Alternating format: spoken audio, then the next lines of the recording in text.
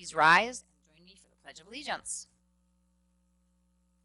I pledge allegiance to the flag of the United States of America and to the republic for which it stands, one nation, under God, indivisible, with liberty and justice for all.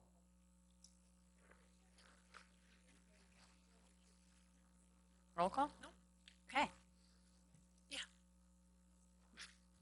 Hey, anybody else want to have a seat up here with these brave folks? Actually, we're the brave folks tonight. Before we get started with our work session topic for this evening, I have a few announcements. Our Food Truck Fridays and Summer Concert Series has been a huge hit, and I anticipate this Friday will be no exception. So please join us at Lewis Engle Waterfront Park there this Friday for one of our extremely talented Ossining resident performers extraordinaire, KJ Dennert. If you haven't heard KJ before, you are in for a treat. She has been described as an urban folk singer, and she tells a great story with her words and her tunes. Don't forget to arrive early and get a spot for Food Truck Friday starting at 5 p.m., and then the music begins at about 7. So far, the vendors that are lined up are Graciella's, also known as Westchester Burger, EMB Arancini Rice Balls Truck, Blue Pig Ice Cream, Ahi Limo, Peruvian Delights, Craven Jamaican, and Sing Sing Kill Brewery.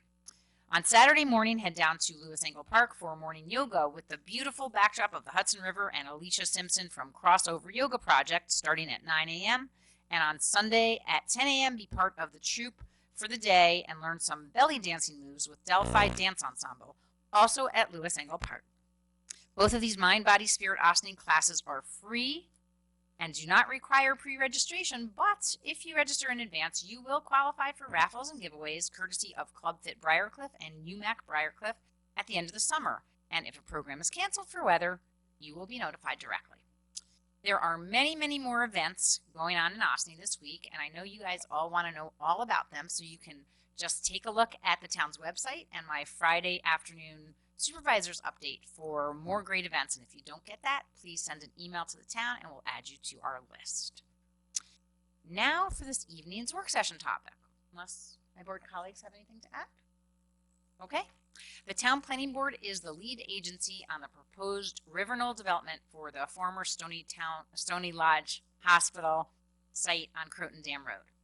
This project was proposed to the town starting in 2015 and has been going through the official planning process since then. We have with us tonight our town planning consultant from FP Clark, David Stolman, as well as our counsel to the town, Christy Tomadonna, and they are going to guide us through our work session conversation. Christy, would you like to talk a little bit about the planning process to date so that we can get everybody up to speed? David, feel free to chime in at any point. Thank you. I don't know if people can hear you, so you have to get closer to the mic. Sorry about that. So as you said, the petition for rezoning was originally submitted in Can you guys all hear in the back? 2015. And at that point in time, the planning board, designated as lead agency, it came up with a detailed scope which identified all of the potential environmental issues that would have to be addressed in the draft environmental impact statement, which the applicant then prepared. One of the issues that is addressed in the DEIS is zoning and the comprehensive plan. That the DEIS was deemed complete by the planning board last spring, after which time the planning board held public hearings on the substance of the DEIS and received comments from the consultants, the public, as well as this town board, which is an involved agency because of the rezoning application. The town board held several work sessions in May and June of last year to review the DEIS and submit its comments to the planning board. Now, for the final environmental impact statement, the applicant has to prepare a document that consists of responses to all of the relevant and substantive comments that were received on the draft environmental impact statement. The applicant did submit a first preliminary draft of that document, which the town's consultants have commented on, and the town board held a work session on the first draft of the FEIS earlier this year. And so the planning board is still working its way through the process. The FEIS has to be updated. The planning board will ultimately have to accept the FEIS as its own document, so it will have to review it and make sure it's comfortable with all the statements set forth therein. And then at that point, each individual board will have to adopt findings based upon the EIS, the draft environmental impact statement, and the final environmental impact statement. Once those findings are adopted, only then can the boards go to the actual application process for what they are going to be asked to consider, which for this board is the creation of the MF2 zone and then the application of that zone to the applicant's property. And for the planning board, it's site plan approval as well as, I believe, a compatible use permit. Conditional use, I apologize, because based upon the way the draft zone is contemplated, that use would be a conditional use permit with additional oversight from the planning board. So this is a work session. It is not a public hearing in the traditional sense. The town board is going to be allowing the public to comment on the application and the substance of what the board is going to be discussing this evening. But before the town board can even consider adopting the rezoning, a formal noticed public hearing will have to be held, which will be another opportunity for the public to provide comment on the application. Okay, great. So I think you covered a whole bunch of the things that I had in my notes. Basically, we're here so that the board can discuss some of the topics that we've been hearing about from the public, specifically, not all of them, but some of them, specifically regarding issues relating to the rezoning of the property that would be required, as well as the developer's proposed mitigation measures related to the project. And as mentioned, we are going to hold our work session so the board can continue to discuss the proposed development, and then we'll allow a portion of our work session to be open to the public for comment on the topics we're discussing today. At that point, we will ask those of you who would like to speak to approach the podium in the order in which you signed in. And if you have planned to speak and haven't signed in, then please do so. The sign-in sheet is up at the podium. You will have 4 minutes to speak, and we ask that if you cannot finish in 4 minutes, you submit the remainder of your comments to the board in writing following this meeting. It doesn't have to be immediately following, but following this meeting. You can email them to the board at, you can send it to TC for town council at townofosling.com. And also, we will not be asking people to speak twice. If you spoke once, then that's it. And you can't cede your time to somebody else to speak on your behalf. Okay, then we'll get to that in a little bit.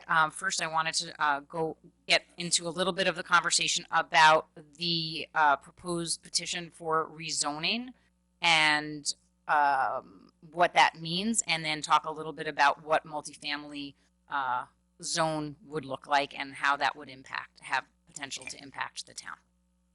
So from a procedural standpoint, and I mentioned this earlier, the applicant at the beginning of the process submitted a petition to the town board, which in submitting the petition to the town board proposed a local law with the zoning for the MF2 district. This is standard procedure. If an applicant wants the board to consider a rezoning, that they submit the application to the town for consideration. The town board is not obligated to adopt the zoning exactly as it was proposed by the applicant. That's a framework and a starting off point. And so part of what this board will be asked to do is to look at that zoning, look at what it says, and we'll discuss some of that tonight, how it would apply to other areas of the town, and consider whether there should be additional changes that are made to the zone the way that it was proposed. So I don't know how you want to. David, would you like to talk a little bit about the proposed zone and what the multifamily zone would look like, and maybe also address a little bit, we've been seeing a lot of stuff on in social media talking about spot zoning. So if you could talk about that a little bit as well. Sure. Why don't I start off with the spot zoning part of the whole thing? Mm-hmm. And I think the best way to address that is to compare what's being entertained and proposed to a well-known legal source and the definition therein of spot zoning. So I'm going to refer to Anderson's American Law of Zoning, 4th edition, and the definition of spot zoning in that well-known legal source is, quote, the process of singling out a small parcel of land for a use classification totally different from the surrounding area for the benefit of the owner of such property and to the detriment of other owners. And I should mention that perhaps the most important criteria in determining spot zoning is the extent to which the zoning is consistent with the municipality's comprehensive plan. So why don't we go back and parse that a little bit? So, yeah, I'll repeat it because I'm gonna parse it so we can do a comparison. So the classic definition of spot zoning is the singling out of a small parcel of land. First of all, this is not a small parcel of land. This is a relatively large parcel compared to parcels in the town. It says for a use classification totally different from that of the surrounding area. Well, the surrounding area is residential. This would be residential. What this definition means is the town board is not contemplating zoning this property for commercial purposes. The town board is not entertaining rezoning this property for commercial purposes in the midst of residential development. So this is not a proposal for a use classification that is totally different than the surrounding use classifications. It has to be in order to be spot zoning for the benefit of the owner of the property and to the detriment of the other owners, the surrounding owners. And the planning board is doing its utmost, it's doing its very best to make sure that this is not being done to the detriment of surrounding property owners. And lastly, this would be in accordance with the comprehensive plan, especially as the comprehensive plan would be amended, but the current comprehensive plan says for this property, the town should be open to an analysis of the zoning of the underutilized and non-conforming Stony Lodge Hospital property in order for this property to be adaptively reused or redeveloped in a manner that is feasible and which protects surrounding neighborhoods and environmental resources to the maximum extent practicable. So the comprehensive plan does not say this should be R15 zoning. It doesn't say this should be any sort of single family residential zoning. It's saying that this should be adaptively reused, this property, because it's an unusual property. It's been a non-conforming use for many, many years. And the comprehensive plan is telling the town board that it should be adaptively reused because it's underutilized and it's non-conforming, and that this would comply, this proposal would comply with the comprehensive plan. The comprehensive plan would be amended to specifically talk about this use if this whole thing goes forward. And therefore, as a result, this is not spot zoning. In terms of there's still a couple of seats. There's still like maybe 3 seats. Are there 3 seats behind you, Maddie? There are still 4 seats up here if anybody wants to come up to sit in these 4 seats. Okay, sorry, David. Continue. In terms of the multifamily zone we've been talking about, and this is not entirely consistent with what was proposed, in order to protect the town and the residents of the town to the maximum extent practicable or possible, we've been talking about a floating zone that would have numerous criteria which would limit the eligibility of sites in the town, properties in the town, to a relatively few number of properties. If, for example, we were to use, and we intend to use, if this goes forward, a minimum lot size of 15 acres, that would narrow down the number of eligible properties considerably. I don't really want to get into the crafting of the zone on the fly here tonight, but we're considering a number of criteria which would limit the eligibility of properties in the town for this kind of zoning to relatively few. And just to piggyback off of that, back to the MF2 zone, the way it's being proposed, it wouldn't automatically apply to those properties that are deemed eligible based upon the criteria, which the way it's drafted now is being 10 acres in size and on a collector road. There's also several bulk requirements that are proposed that would restrict the location of the structure on the lot, as well as the density and other factors. But for the purposes of the MF2 zone being created, it would not apply automatically to any one property. The applicant would, of any property that wanted to have it apply, would have to submit a petition to the town board for consideration in order to be put into that zone. And that is something that this board, as the legislative body, and because adopting zoning text amendments or a zone change is within the discretion of its legislative authority, the town board can decide unilaterally at the outset that is not something that it would want to consider. So the fact that it creates this zone does not create any obligation that it would have to consider rezoning another property in the same manner. Right. Just to piggyback on that for a moment, I think this is true, and correct me if you think I'm wrong, Christy, but even if a property were to comply with all of the criteria enumerated, the town board as a legislative body has such broad discretion, it could say, as you said before, go away. That is my understanding as well. All right. So, oh, okay. So, does anybody on the board want to comment or have any questions for Christy about that? We have just recently received a list of what some of the properties would be that are, I think, over the 10 acres. 10 acres is Right. what's in Which the is the proposal, proposed. but it So- doesn't necessarily mean the town board has to go with 10 Right, acres. exactly. Right. Again. So, I mean, again, just to address a couple of things that have been out in social media, I think that our Councilor Donna had mentioned that it isn't, it's a normal part of the process when you're looking to apply to develop a property that where you do want to change the zoning, that you propose what the new zoning is. So I know that there's a lot of stuff out there trying to, get people very excited, which has been effective. Good job, guys. Good job. But part of that is to say, oh, the developer proposed this. That's because that's part of the normal process. If you were looking to create something new in a zone that either doesn't exist or that would need to be amended for your proposal to go forward. So that doesn't mean that the town board accepts it as is. It just means that it would have to be something like that to move forward. So it's still to our discretion. We haven't even started those conversations yet because, as our council talked about earlier, we're not at that point in the process yet. We're at the point in the process where the planning board is still reviewing the final environmental impact statement, and all of the pieces of that very, very lengthy document are available on the planning board website at thetownofaustining.com on planning board page, where you can go through the traffic studies and you can look at the mitigation for traffic. You can look at what the proposed number of students is for this development, which, just so you know, if you haven't looked at it, is 14 to 15.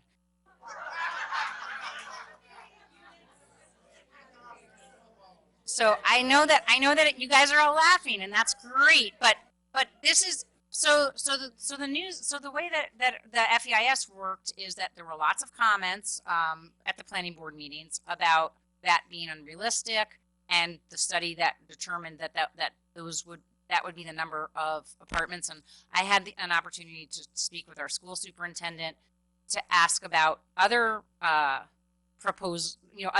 developments that are similar, not the same, they're similar, such as Avalon and Harbor Square, and how the estimates that were in the original site plan went along with, and the seeker study went along with the reality. And the news is that they're very close. So from Avalon, I think it's about 22 students. So again, you can laugh or you can look at what the facts are. And I think it's important, instead of being, taking the emotional argument that I understand when you look at numbers, 188 is a big number and it sounds like a lot. But when you look at what the facts are and you look at how it compares to other developments in the area, whether it's in Tarrytown or in other places in Westchester, in Ossining, that the numbers are not unrealistic. In fact, I think they actually reduced the number of students because they didn't just look at the Rutgers study, which is the sort of go-to way that you evaluate, and what the school district uses also for its enrollment projections. But you actually look at and took a number of different pieces of facts to evaluate that. So I think that's important for you to know. You can laugh or you can look at the facts. That's one thing. And you can laugh and grumble or whatever, but please look at the facts before reacting. It's easy to react to numbers. We also, that's the same with the traffic impact. You can see what traffic impact is from what could be built there for R15 zoning, for example, 30 single family homes. And you can see what the estimated number of students would be 25 to 30 students coming out of 30 single family homes. You can look at what the traffic studies would show from a comparison study for how many trips are made from single family homes versus how many trips are made from the type of housing that's proposed for this multifamily district. Again, I think it's important to look at the facts. That's what we at the town board have been doing, as well as the planning board. So if you can, it's hard to take emotions out of it. I know it's easy to react to numbers, but I think it's important that you look at what the real impacts would be. So that's a little bit about, I just wanted to make that statement. The other thing is, I just want to say, I don't know a lot. I don't know if you guys know, but I was on the school board for 9 years. My children went through the school district. Jackie's kids are still in the schools. Liz's kids are done with, have graduated. Mr. Meyer, newly appointed Councilman Meyer, has a baby who's going to be coming up through the schools. And I also want to point out that even though this property is in the unincorporated town, that we all live in the school district, even if we don't live in the unincorporated town. We all are here as your elected officials because we want the best for our community. And I know, again, you can laugh, but we're trying to not look at this just emotionally, shake your head. But the truth is that there's a lot of different factors to consider when you consider any type of development. There's lots of development right now that's going on in Ossining as of right. And guess what? Those are? Single family homes, the things that everybody's talking, I want more single family homes. I want more those are being built as of right. The town board has nothing to say about it. All up and down, Crotondown, Hawks. There's all different proposals. You can go look at the planning board agenda.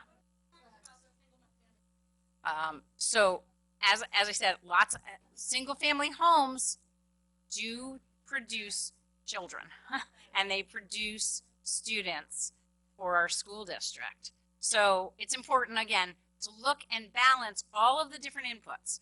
Some other of the inputs that we've been looking at and the planning board has also been looking at are what are the environmental impacts? What are the site impacts? Again, we talked a little bit about traffic impacts, and we're going to talk a little bit about mitigation measures as well.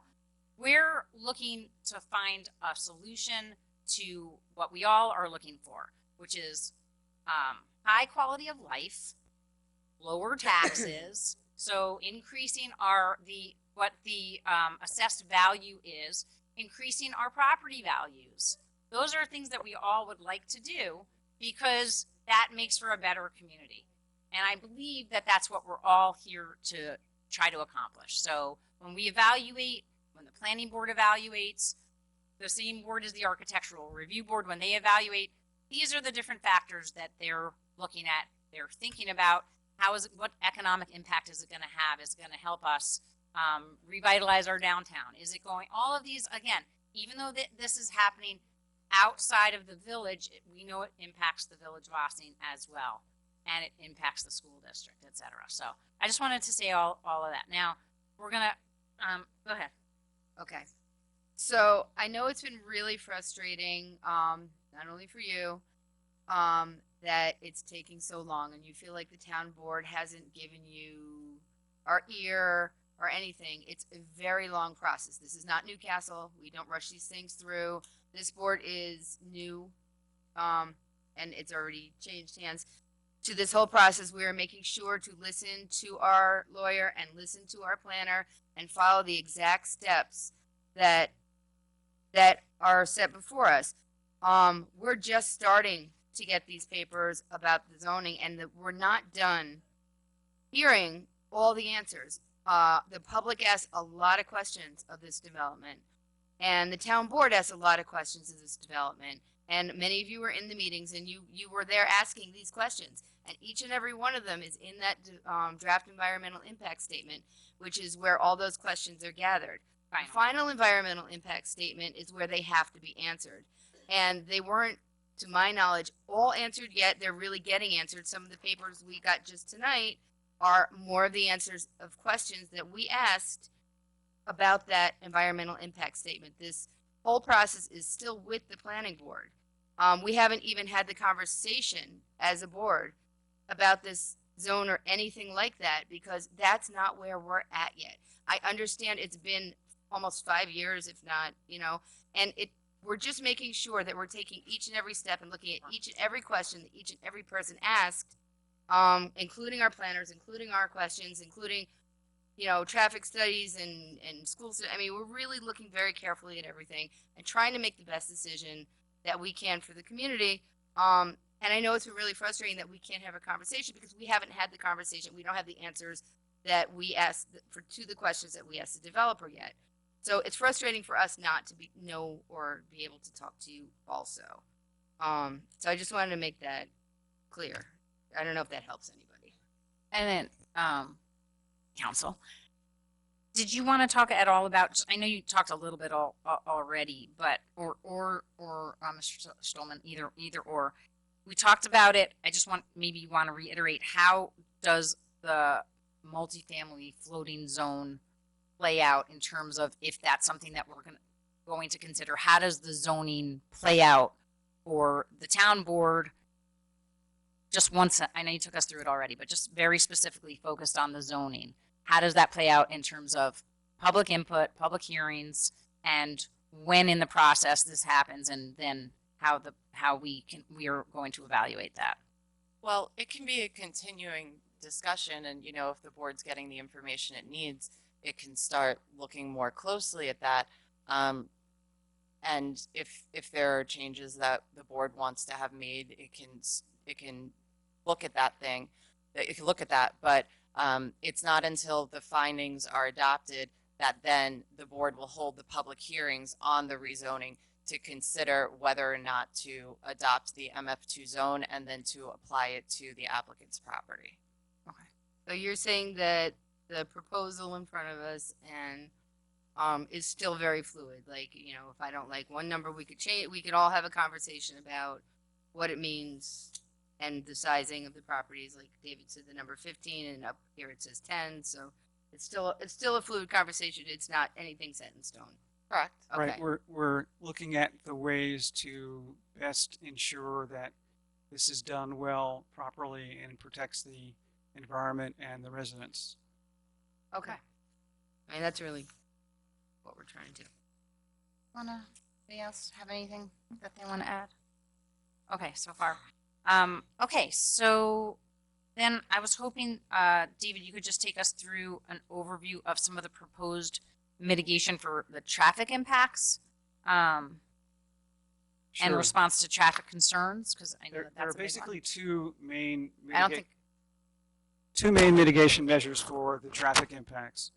The first one is that, and this you got to is, talk right into the microphone, David, because when you turn your I've head got it towards, inside my mouth. okay, that's better, a little bit better. So the first is that the applicant has proposed, with some coaxing, to widen both the northerly and the southerly approaches on Croton Dam Road, the Croton Dam approaches to Route 9A, to widen those and to add a right turn lane to the northerly approach and a right turn lane to the southerly approach, so that that intersection will flow much better than it does now.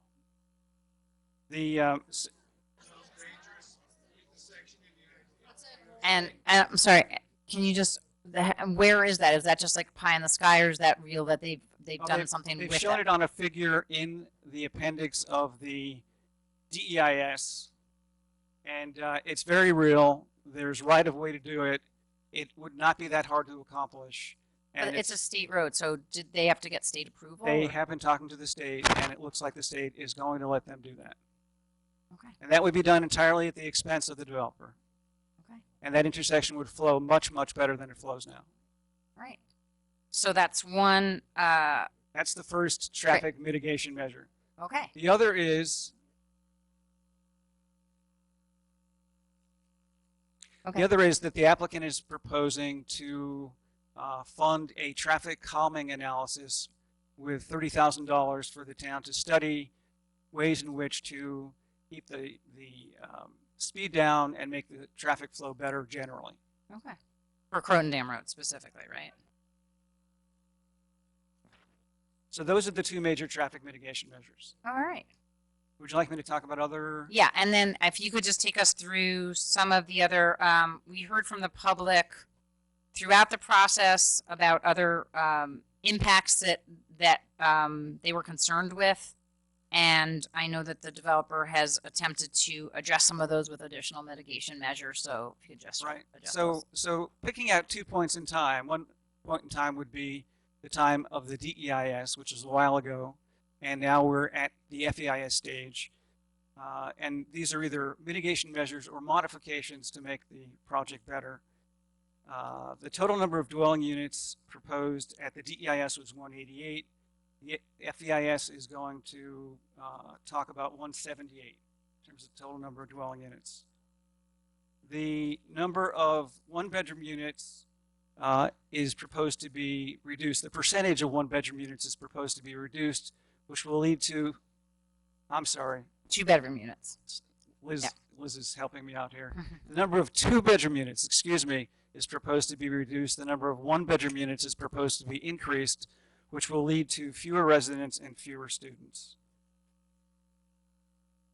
At the time of the DEIS, the applicant was proposing, besides paying property taxes, to make a $350,000 payment to the school district. That was a one-time payment. And that amount of money besides property taxes would rise to $450,000 instead of $350,000. The applicant has proposed that trails on the property and the sledding hill would be open to the public. The project has very substantial buffers between the proposed building and the adjoining residential properties, and between the proposed building and Croton Dam Road. And the applicant is proposing a recreation fee of $500,000 to the town. Those are the basic changes and mitigation measures. If I could just clarify on can I just clarify on a couple of those things? Pursuant to the code, 10% of those units are required to be affordable below market rate, so that would still apply. In addition, the recreation fee is something that the planning board ultimately sets, but because it is also a potential mitigation measure for the project, that it is something that the town board can consider and think about during its secret considerations. All right. There's one more. You didn't mention that he would only be building on one quarter of the property. Oh, right. On There's a And relatively- conservation Right. easement. So the remaining, he's only going to be building at the crest of the hill. He'll be taking down. Unfortunately, the mansion at the top is unable to be saved, according to our building department and everybody else. As much as we might have liked to try to preserve it, it can't be saved. He will be taking down all the buildings, including the kind of falling down outbuildings on the property. He will be building only at the crest of the hill, below the current tree line. And the remaining acreage, which I believe is 75% of the property, you can correct me if I'm wrong, will be going into a conservation easement given to Westchester.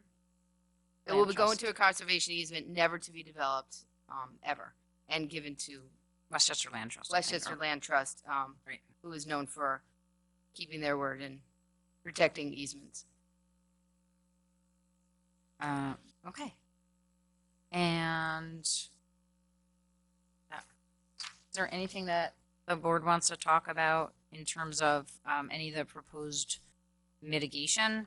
Again, I heard a lot of laughing about the the fee that they're proposing to pay to the school district.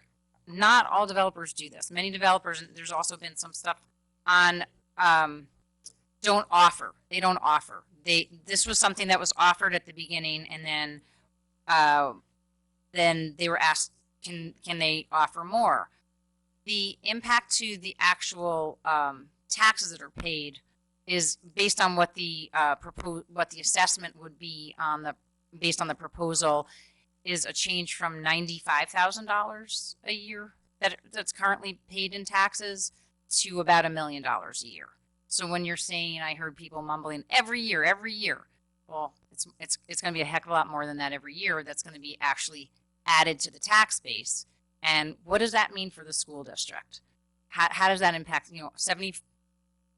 70+% of our taxes go to the school district. So 70+% of that would be going to the school district. And that means a little bit less of the pie for everybody else to pay. So that's how that works, if you guys don't know that. And again, you look at what is the impact of, if you have single family homes and you're not going to have nearly that number of value, that kind of value to add to your tax base, but presumably you're going to have a number more students that you're going to add to the impact to your school district. That's where we're at. Okay, so go ahead. I also wanted to say that, speaking of laughing, when he mentioned a pilot, yeah, we laughed. That was The it. town Thank you for reminding me. does not offer payment in lieu of taxes for developers at this, For high-end luxury. for high-end developments, luxury. right? So, So thank you I for- know that other developments that have been proposed often to get that, we said that's just not ever going to happen. That's not a conversation. It's not something we would ever do. I know that there was a rumor that that was something we would ever consider. It's not something we're even talking about, just so you know. and oftentimes when there is a payment in lieu of taxes where you have some kind of an uptick in the payment that's offered over the year period when the development is in progress, it's usually offered either for some kind of a commercial or property or affordable housing. So we haven't been asked, and we don't anticipate that we would offer at any point. And there's been a lot of talk that the developer is getting some kind of a tax break. As far as we know, they haven't approached the county IDA and asked for any kind of a payment in lieu of taxes. So as soon as the assessed value comes online, they'll be paying the full brunt of the taxes just as anybody else. And just to expand, that is a chapter in the DEIS for fiscal impacts, and there is a discussion about taxes and the assessed value and how that is expected to change if the proposed development were to go forward.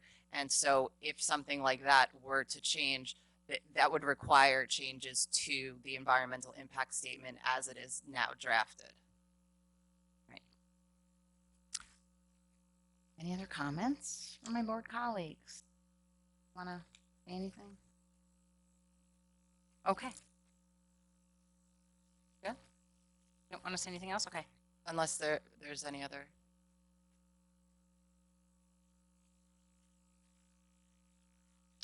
So as I mentioned at the beginning, this is our work session. And when we're done deliberating, then we'll let the public speak. And I think we're there right now. I just want to make sure that all of my board colleagues had an opportunity to do so. Please don't be disrespectful. I don't think we've been disrespectful of you. Okay, so with that, I would now, can I ask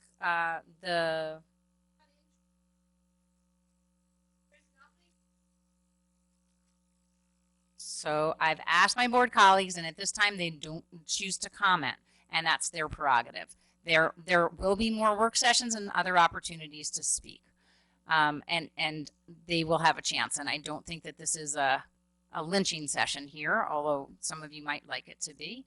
I don't really believe that that's called for. So as appropriate, we're now going to have the public comment, and go ahead. I just wanted to clarify again. I know I stated this at the beginning, but a couple of people might not have heard or come in late.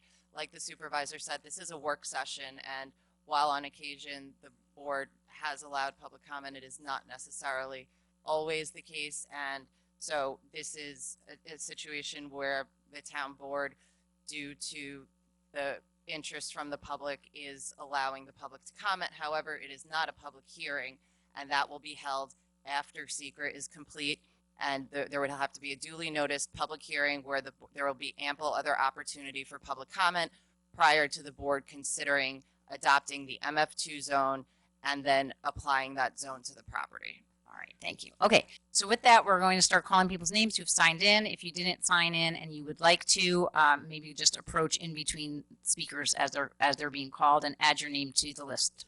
Okay, and then we're going to give you 4 minutes each. Please be respectful of other people's time. I'm sorry? And there's not going to be a dialogue.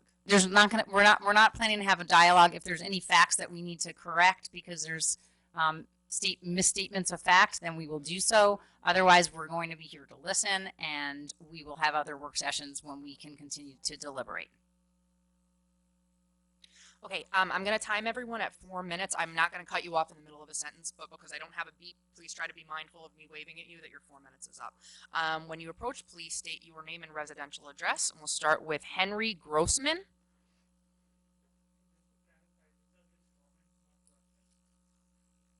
You, of course, can have questions, but we're not necessarily prepared to answer them, but we will take all your questions, and we will do our best to respond to them if appropriate. Hello, my name is Henry Grossman. I live at 2 Collier Drive in Ossining. I bought my house on Collier Drive in the good faith that the zoning board would protect the integrity of our single-family zoning. I believe that this developer certainly is not some altruistic entity. It is my opinion that money is most certainly the motive for wanting this zoning change, and I do not believe there's any consideration for the best interests of our community and neighborhood. This area is single-family zoned for a reason. The zoning board is to protect the integrity of our single-family zone neighborhood, or at least that's what I was led to believe. This zoning change should not even have come up in the first place. We've recently... Thank you anyway. We've recently have had brownouts, and that's been a recurring issue. I'm sure there's going to be an awful lot of issues onto water, sewer, and supporting services. Our schools are at capacity. Today I counted 19 houses on Collier Drive, and my wife and I tried to figure out how many children we have on our street, and there's at least 14 that we could count off the top of our head under the age of 18 years old. These figures you're throwing at us don't even read the smell test. It's ridiculous. I'm sure there's more that could be on the way because we have young families.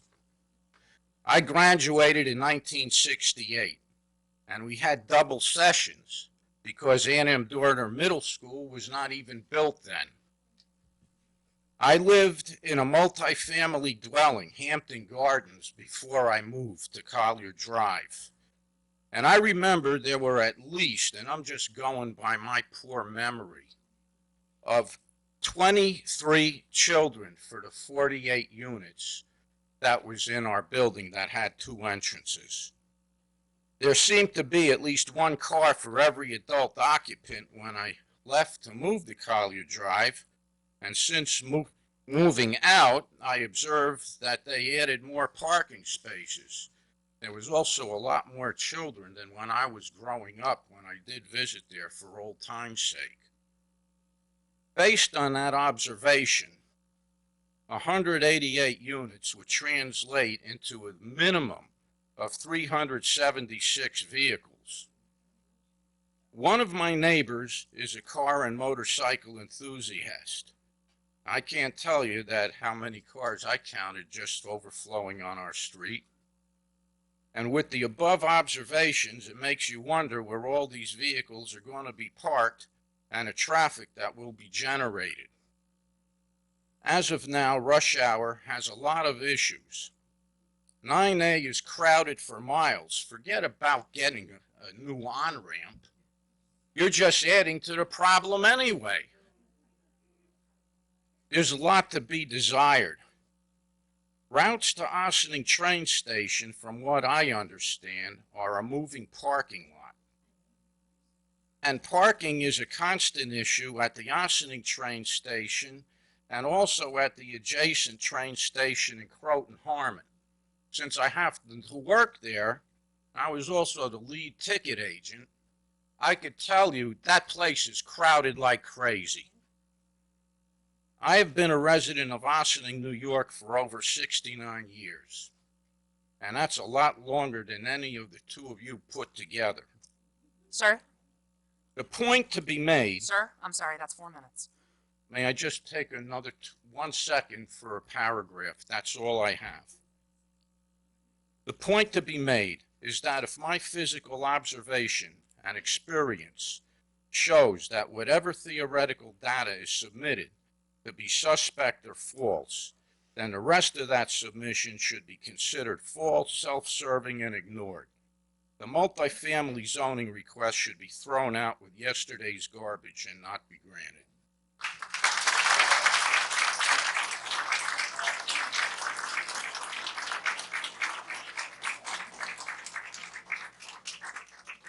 Bernadette DeAngelis.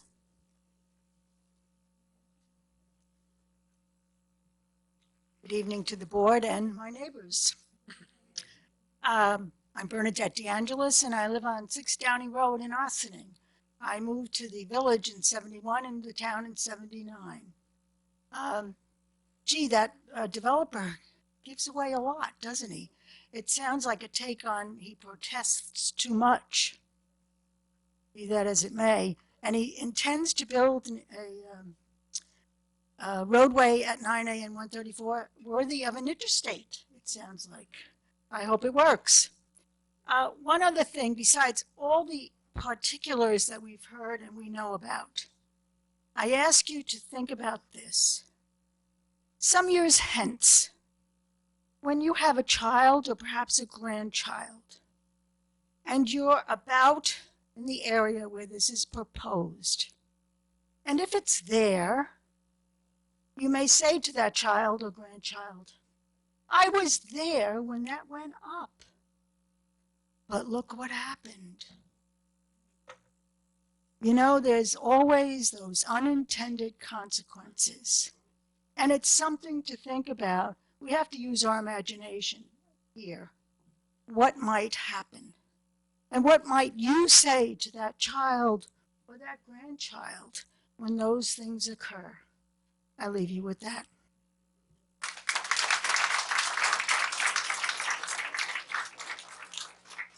Lou Castronova. My questions were answered. You can go on to the next one. Thank you. Lino J. Schiaretta.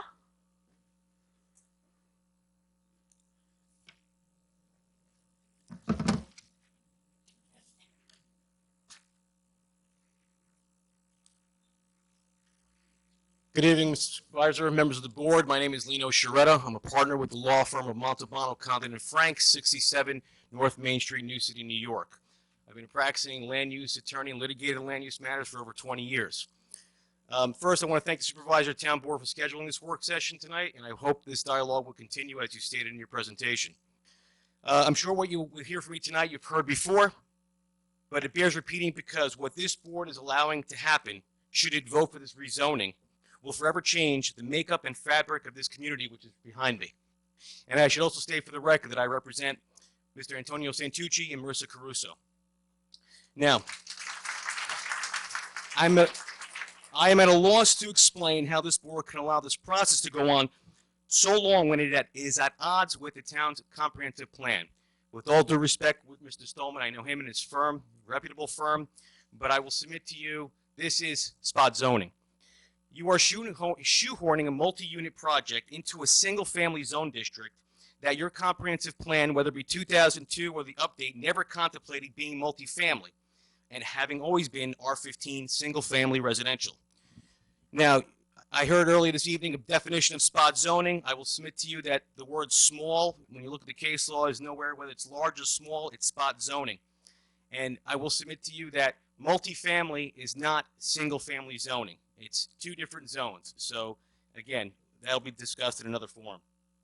Now, the proposed MF2 zoning district that the applicant and the town are proposing does not exist anywhere in the town of Austin. The amendment is inconsistent and incompatible with the immediate surrounding area and single-family homes. We understand the applicant has every right and opportunity to develop this property.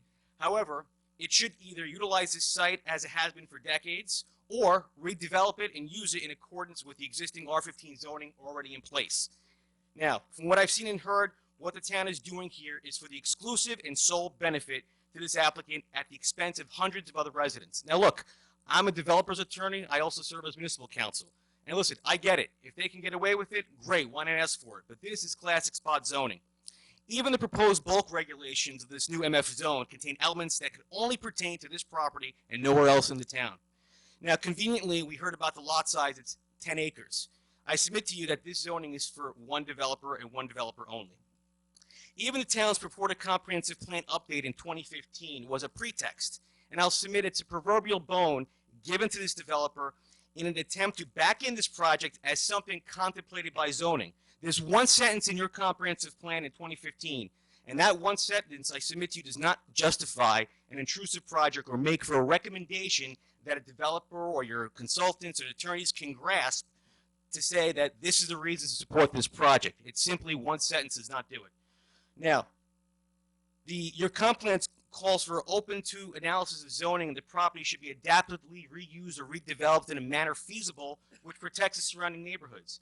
Let there be no mistake, there is no redevelopment of this property. It's being torn down, raised, and it's being completely it's not a reuse. It's a totally new project.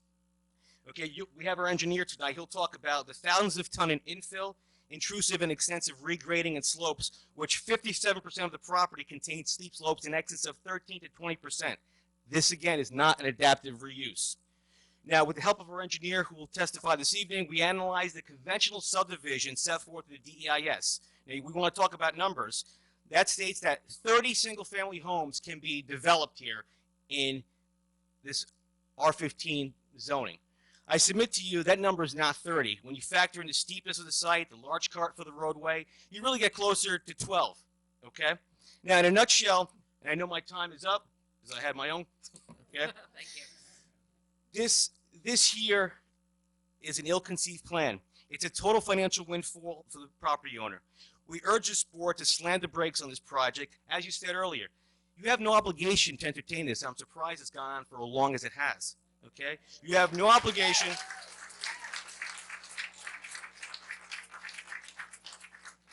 Again, I have other comments I'll submit in writing, but again, we urge that the developer and you stop this and have the developer come back with a project that complies with the R15 zoning district without having to resolve this illegal spot zoning. Thank you very much.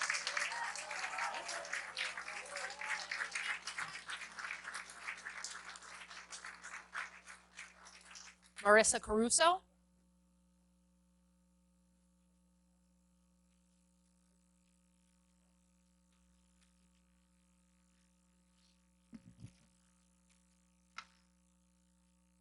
Well, by now you all know me. Good evening, Supervisor Levenberg and town board members. My name is Marissa Caruso. I reside at 2 Redway Road in Ossining with my husband and 2 school-aged children. As you are very well aware, my family and I have serious concerns with the proposed development and zoning amendment and the application of the newly proposed MF2 zoning that has been drafted by the developer. You may refer to it as misinformation that I'm spreading. I'll proceed. I'll stay on script. We are well aware that this proposal is before the Planning Board for Environmental Review. As should be no surprise to you, we have also appeared in numbers before the Planning Board to express our opposition and concern to this development and zoning amendment, to only be referred back to this board for answers to our zoning concerns. Since 2016, many residents, such as myself, have been trying to understand how this board has allowed this project to proceed to this planning stage without proper zoning in place. How a zoning amendment as significant as this one that will completely alter the landscape of the town of Ossining by introducing high-density multifamily housing to areas that currently don't allow any multifamily dwellings is allowed to be drafted by a single developer and pushed through via this proposal without thorough consideration on how it will be applied and how it will impact other parcels in future development in the town of Ossining. The public has had very few opportunities other than the scoping session for DEIS to weigh in on this matter. We all know that allowing public input at the final stage of this process, which in this case will be at the public hearing on the zoning amendment, is too little too late. Many of us also question if we're already too late. It's hard to ignore that you have worked closely with the developer to explore all options or avenues to make this project appear beneficial to the community or most viable for the parcel in question, while ignoring the various concerns of many residents.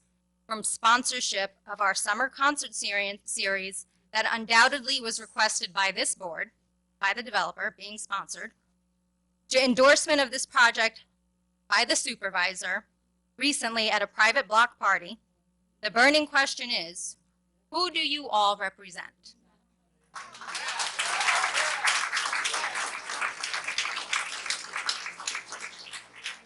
As if being ignored up until now wasn't insult enough, these other actions just rub salt in the wound. This board should be so willing to work as closely and transparently with its constituents to achieve economic success and stability in the town of Ossining as it is with developers. After all, it's no secret that these developers have a single purpose, and most are not invested in multifacets of this community. I strongly encourage this board to start engaging its constituents and begin open and transparent dialogue with the community on this matter. Your failure to do so will leave us little choice but to seek new representation in the future. Thank you.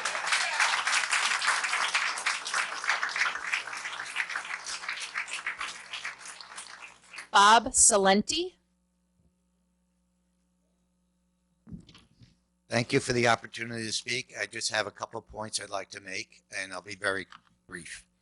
First of all, I remember when they put up the Woods condominiums and the, was that Crystal Springs? They also used the same analogy of impact on the schools. They said that there would not be that much of a difference in the number of children in those units. They also said that they were going to be single bedroom homes, and they're going to put in a den. Well, we all know now that there are school buses that go into those condos and pick up kids. So I think your analogy of using brand new units, 3-4 years old, they have not seen the increase of students because the people there are pretty young. They will have children and they will go.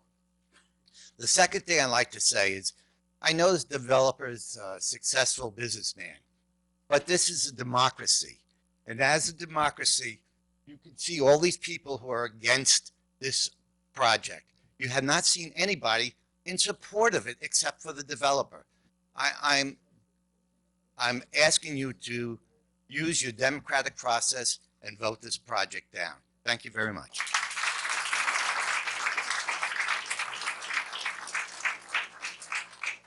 Joseph Kelly.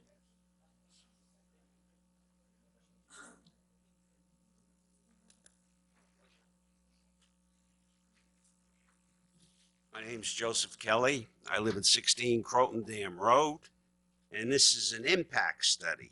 Well, I'm going to be impacted. I live right on a corner of Pershing and Croton Dam Road. And the traffic that comes down Croton Dam Road, and this has nothing to do with that gentleman, but the police department does not even have a radar gun.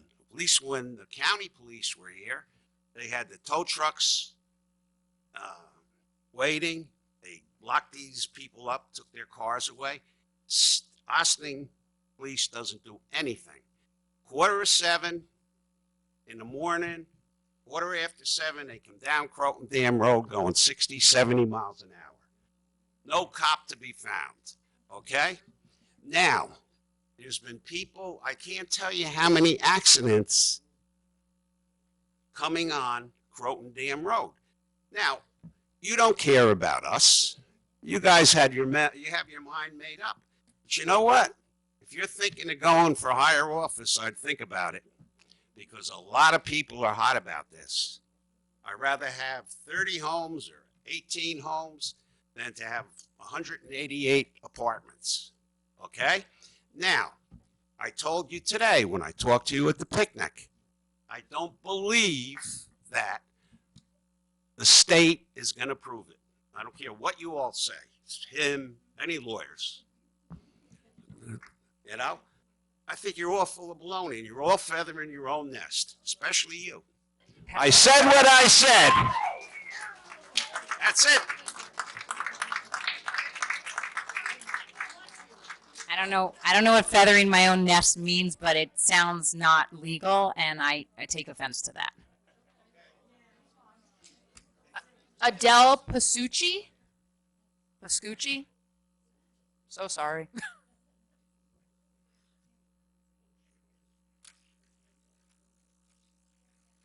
Good evening. Thank you for giving us another chance to make the voice of we the people heard.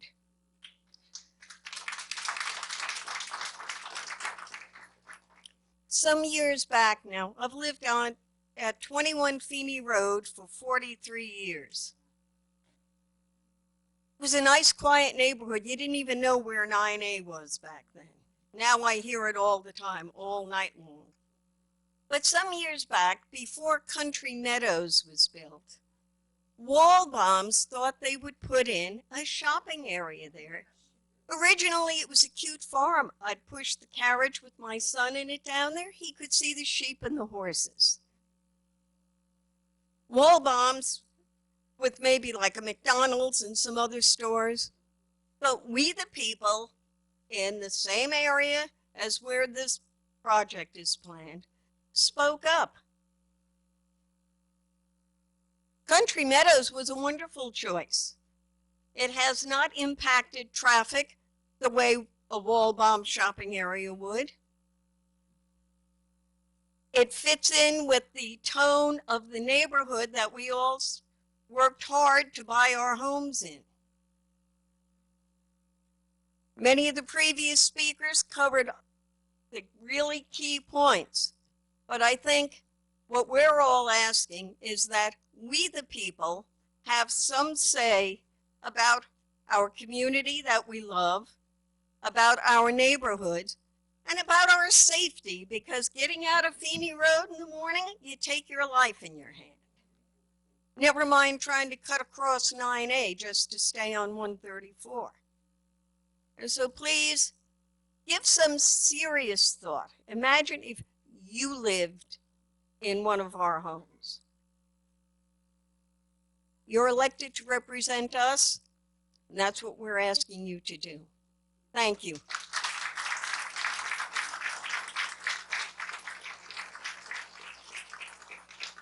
Aaron Spring?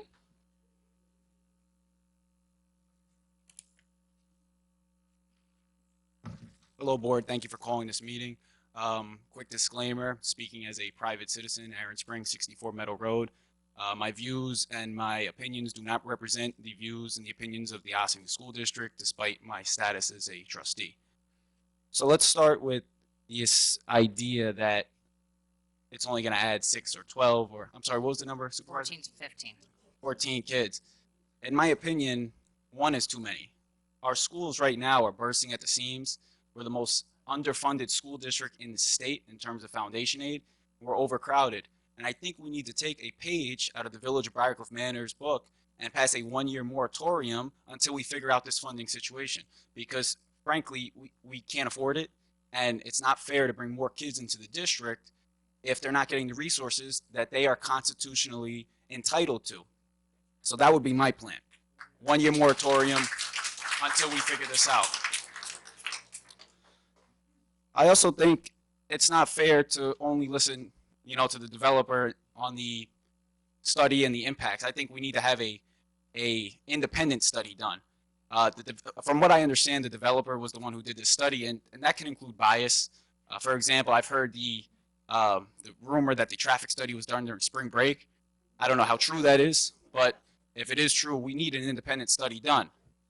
And to be quite frank, I don't think we should be selling out the middle class so that a developer can make a quick buck on us.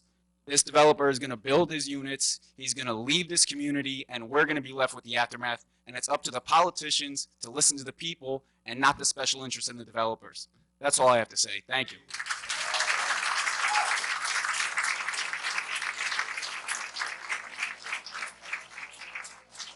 Natalie Farina.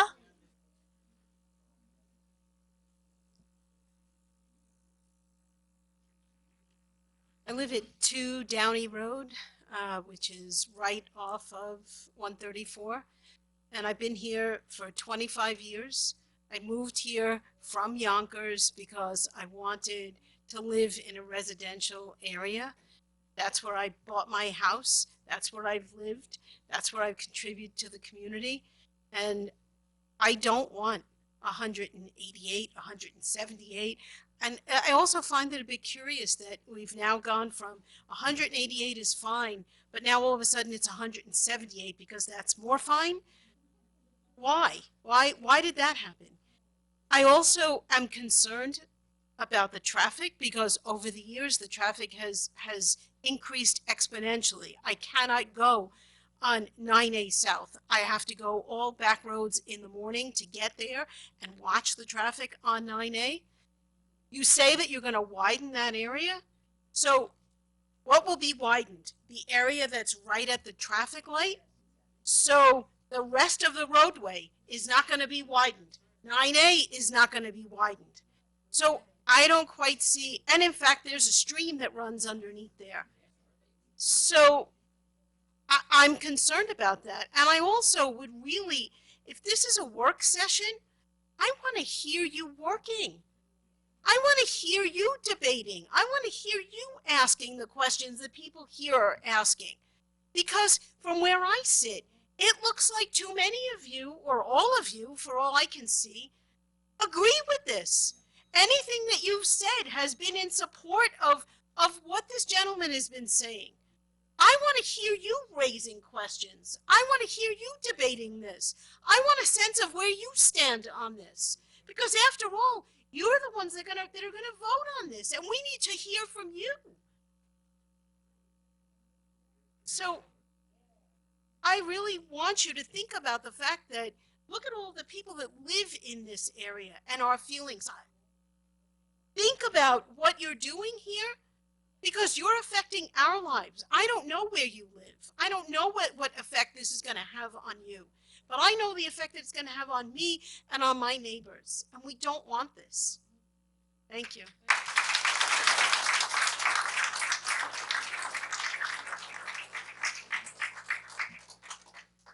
Jennifer Fox.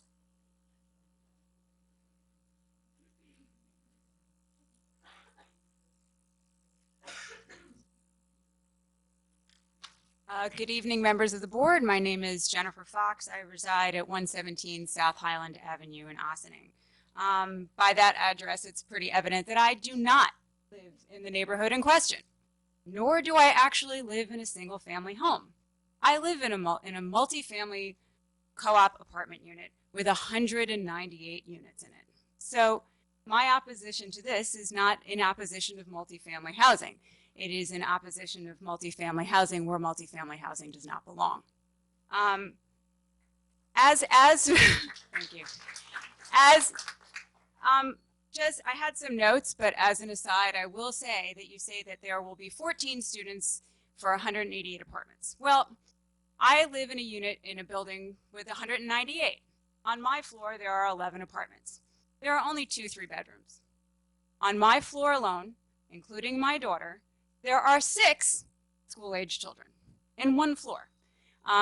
So in the Parkview Apartments in Ossining, if you are out there at the bus stop in the morning, there are easily, for the AMD bus and the Ossining High School, well, they walk to Ossining High School, but for the AMD bus, last year there were easily 20 students out there, and that has nothing to do with Brookside, Park, Claremont, or Roosevelt. So the idea of 14 students to me is a little silly. So I think what I'm most concerned about is the fabric of this community. When we moved to Ossining 14 and a half years ago, we came here for a variety of reasons. We came for affordability, we came for schools, and we came for the feel of a small river town. I did not want to move to New Rochelle, and I did not want to move to White Plains because those are big cities with big apartment buildings. I'm sort of disturbed at the fact that a developer, and you said that it was part of the process and fairly commonplace, that a developer can write the law or propose the law. To me, that sort of smacks of Washington lobbyists who write laws that benefit the corporations and industries that will profit from them, and then hand them over to the politicians who will then put the laws forward for whatever reason. That bothers me. Just like everybody else said, like Ms. Caruso said, I sort of wonder why it was even entertained. It is a single family neighborhood. Putting 188 apartments there, to me, is a little silly. I think any of us would be for responsible development, single family homes, no matter how many that you could fit there. But putting an apartment building in a neighborhood which cannot sustain it, traffic-wise, I mean, I just picture Croton Dam Road on the bottom where that winding road is, where it merges with 133 by Sassy Deli at rush hour with people trying to get to the train station. I try to imagine that, and I can't.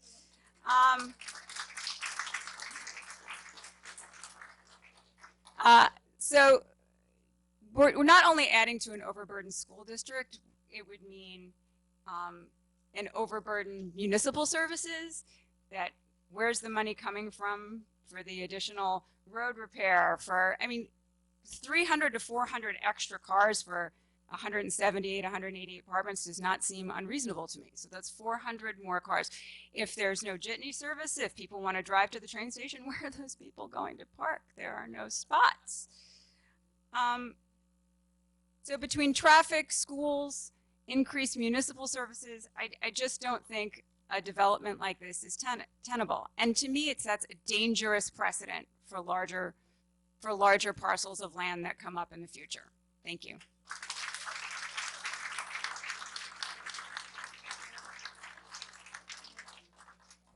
I'm not sure if this name is meant to be crossed off or not. Samir Jain. Crossed off? Okay. Ralph Mastromonico. Good evening. I'm Ralph Mastromonico. I'm a civil engineer, environmental engineer, professional engineer. My office is in Croton. And we are quite familiar with these types of developments. You have to talk right into it. That's working. Okay. We're quite familiar with these types of developments. And one of the things, I did read your DEIS material submitted by the applicant. And what I see at this point is I don't see any skepticism. Certainly, if you wanted to rezone the property to multifamily, why would you increase the density? Why not zone it multifamily for the basically 12 units that could be put there as single family homes? Why increase the density 15 times? Doesn't make any sense. Our office looked at all the slopes on the property, and we did look at the applicant's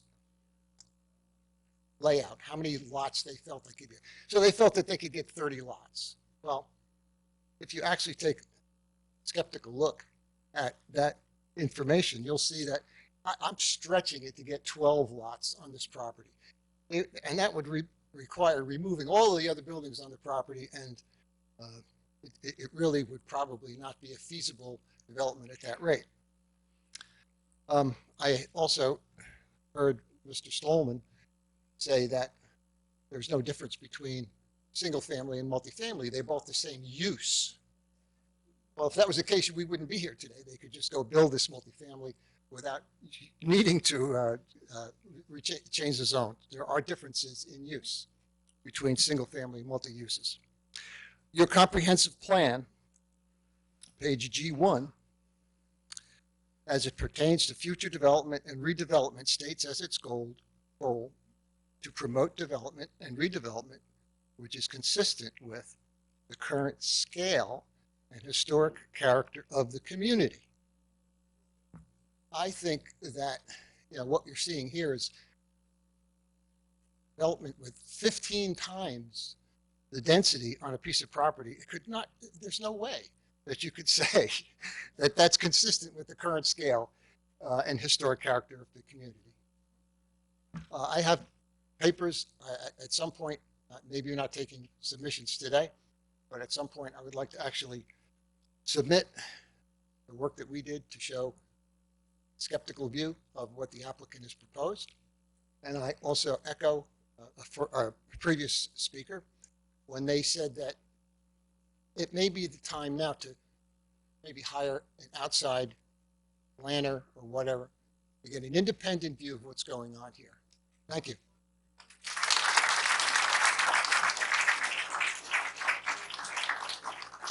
Steve Alpert.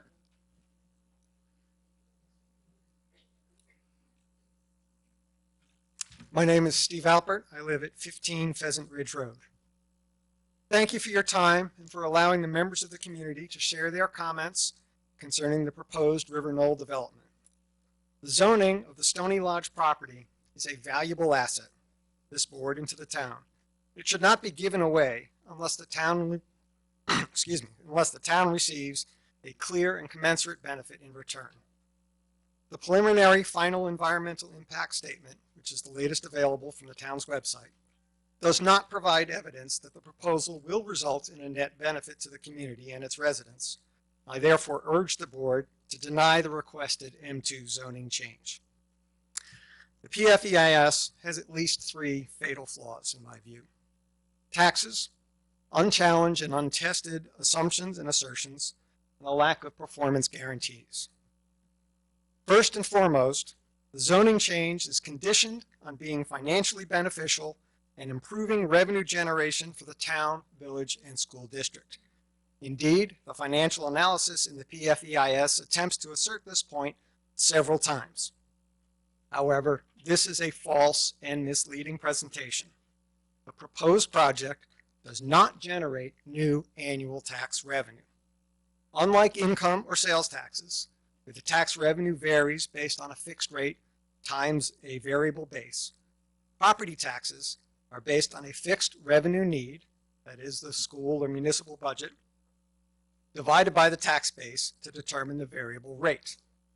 So if the proposed development were completed, River Knoll's share of municipal and school taxes would increase by about 0.5%, and each individual share will decrease by a similar percentage. To put that in real dollar terms, instead of annual property taxes of, say, $10,000, we might each pay only $9,945, a $55 difference each year, with the difference being made up by the River Knoll property. And that's before we add the extra school or municipal costs caused by the River Knoll development. So to repeat, no net increase in tax revenue to the town or school district, and only a small change in allocation. So on a purely financial level, there is only the cost of additional municipal and school services. This project does not improve revenue generation, nor does it pay for itself, and therefore fails a key condition for approval of the MF2 zoning. The second fatal flaw is that the assumptions and assertions underlying all the analysis in the PFEIS are the best case scenario selected by the developer. These are not facts, and none have been challenged or stress tested in a way that would establish a clear benefit or enable the board to understand the risks or consequences of the best case failing to materialize. Now, we've spent a lot of time this morning talking about the number of school-age children, and there are a lot of good ideas on where the potential stresses are and what could be looked at in terms of what might happen other than the best case. That's only one example and only a few questions. Similar questions could be asked about all the environmental, traffic, school, and cost assumptions in the PFEIS. To establish clear evidence of a benefit, it's essential to critically examine and challenge the developer's optimistic case. This has not been done, and the PFEIS therefore does not support the conclusion that the River Knoll development will provide a net benefit to the community. This brings me to my final point. The developer makes a number of assertions about the environmental effects of construction and the creation and maintenance of green space. Mr. Alpert, I know you're finishing, but your time's up. Yeah, I got like less than a minute to go here. There is no mechanism or incentive for holding the developer responsible and accountable for the care and prudent treatment of the existing vegetation, the proper and sustainable planting of new vegetation, the ongoing maintenance of both, public access, or indemnification against unintended consequences, for example, potential storm runoff into the neighboring properties. The development plan needs far more specific mechanisms to ensure that the developer fulfills its obligations and promises and imposes meaningful penalties for failing to do so. So because of the false and misleading presentation of the tax consequences, the complete lack of robust stress-tested analysis, and lack of oversight and performance guarantees once construction begins, the FEIS does not demonstrate that the proposed zoning change will benefit the community. I therefore urge the board to not grant the change to M2 zoning. Thank you.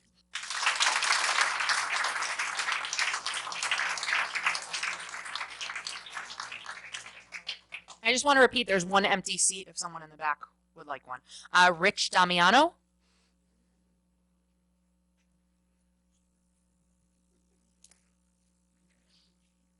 Good evening, Rich Damiano, 22nd Avenue.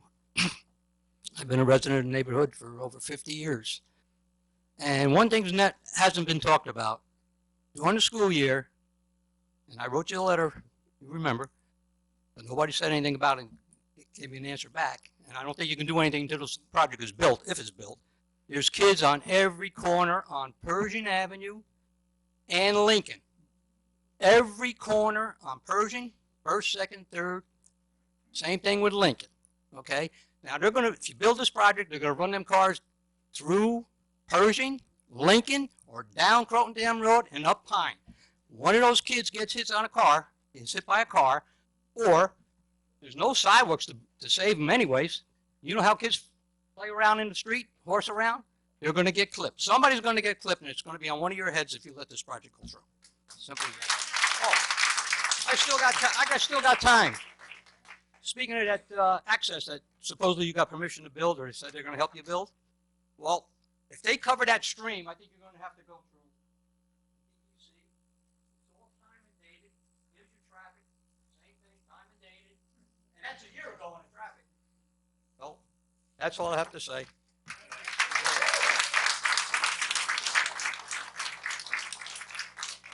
Justine Lackey.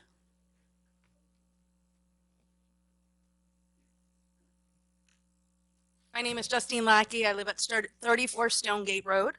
Good evening, supervisor and board members and my Ossining community. I am so proud of you guys. It's a great turnout. That's why we use social media. So as you said, you are elected officials, and as such, you are charged with representing your constituents, yes? Yes. Yes. How many people in here support this project? Please raise your hand. Got one person in the back? Is that a yes or a no? Okay. How many people in here, how many constituents of Ossining oppose this project? Please raise your hands. So if you represent us, look at us.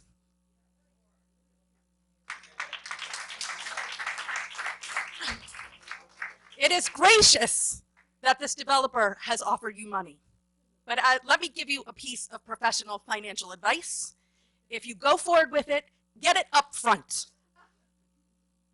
Because if this project starts, we all know developers make big promises and then fail to deliver. That is a fact. Community, family, our children, our quality of life, all of these mean more than money. They will be irreversibly changed if this project happens. The future is now, and you are the stewards of that future. Please do not negate your responsibility. And as they say, always follow the money. So I'd like to ask a question as part of the record. I'd like to know if any of you have received a political contribution from this developer. It's a yes or no question. Greg, yes or no? I'm going to advise the board Jackie? not to engage in this. It's a matter of public record. Okay, then you can go find out. Okay, and then I'll bring it back. But the fact that you're denying it tells us something. What?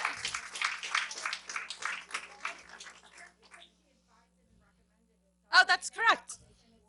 I'm curious, Dina. Excellent point. I didn't think of that.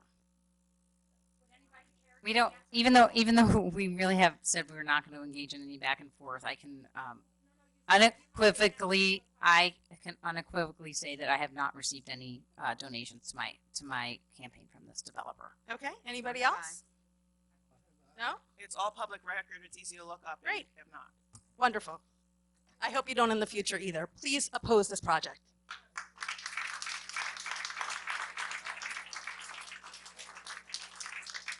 Ray Santucci? Okay. Beata Mion?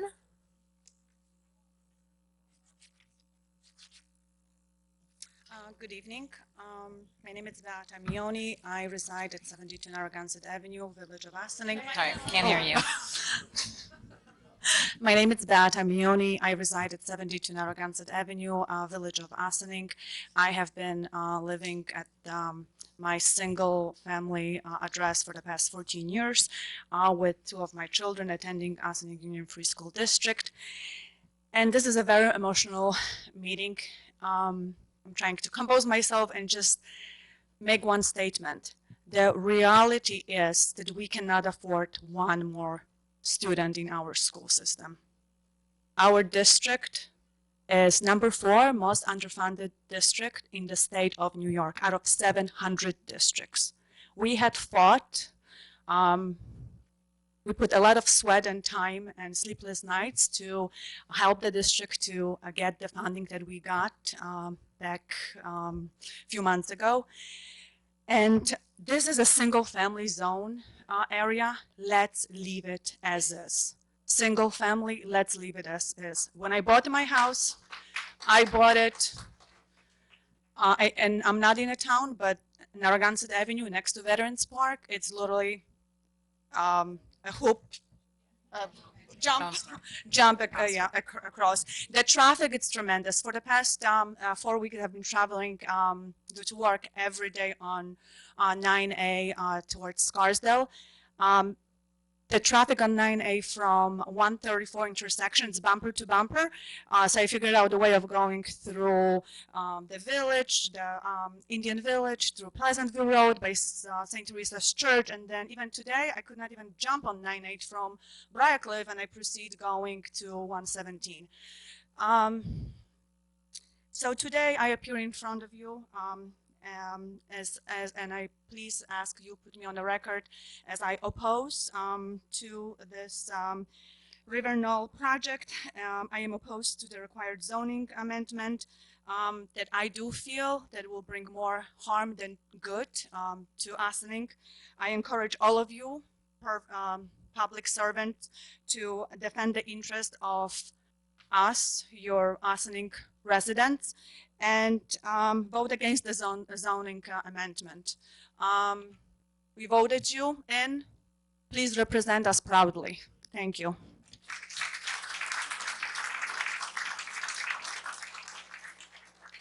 Antonio Santucci? Good evening.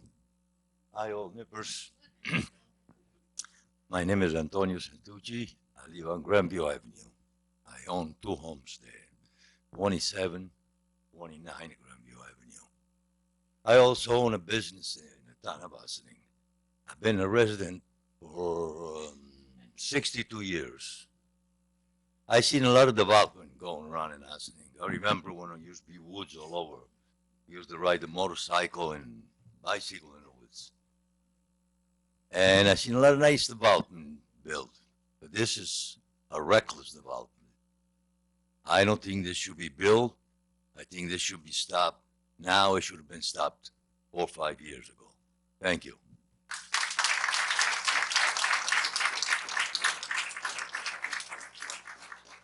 Erin DiPiano.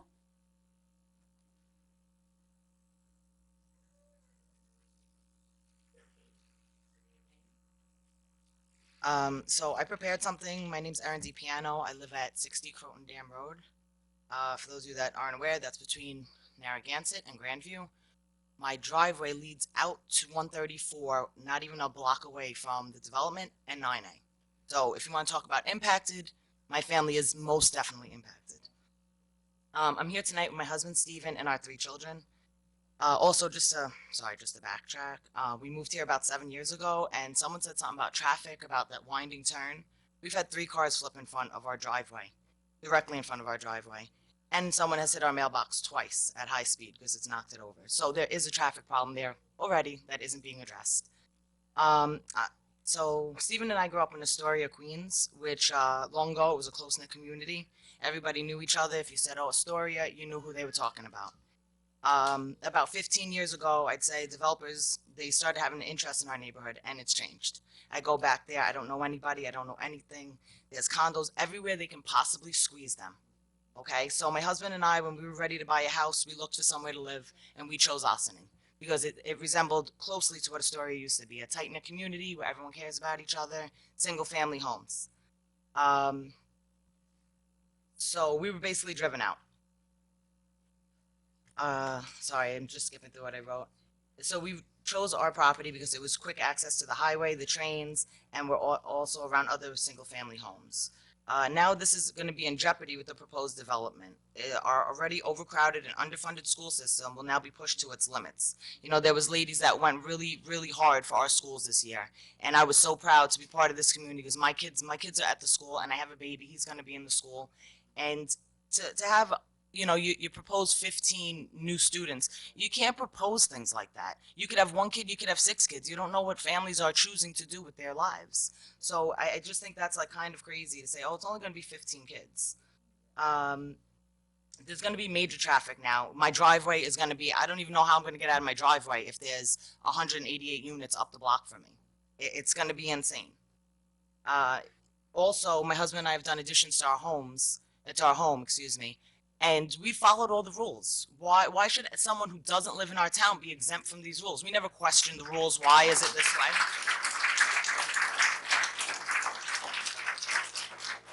And you're talking about two kids from Queens, and this guy's a developer who probably has money clearly that he could just give out. And we followed the rules. So, and this is our home that we're going to live in and raise our family. And I just think that, you know, look at everybody that's here. We're telling you, please don't let this happen. And instead, you guys are just giving us numbers and facts and things. I don't have facts. I don't have that. But I have my opinion of living in this town. And it's going to change. Don't let it become another Astoria where you can't even live in the town that you raised your kids in or that you grew up in. And I just want to say thank you to everyone else that's willing to be here tonight because I think it just really shows the type of town that Ossining is. And that's it.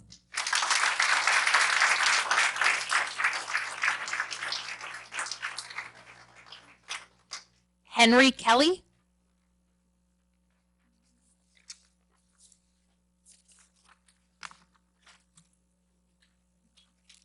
My name's Hank Kelly. I live at 6 Mancuso Drive on off Hawks, and I guess like has been said, there are over 100 people here tonight, and the only reason we're here, my wife and I, and we've lived here for 33 years, is because somebody dropped something in our mailbox to tell us that this was going on. And I think you can tell by now the issue here is that it goes beyond a neighborhood, because 9 and 9A are really the conduits for everybody that lives here. And we were talking to somebody yesterday, okay, who had to wait through 3 different traffic lights to try to get onto 9A. I mean, had to wait. And even if they try to expand that, especially in the mornings, the traffic's backed up all the way up the hill, okay? On top of that, you've got that extremely dangerous curve north of Sassy's Deli. That thing, I don't take it. I avoid it, okay? But if you're going to have people forced into using that or going these back roads to try to get to work in the morning, you're going to have a disaster. You're going to have a situation where responders can't get through.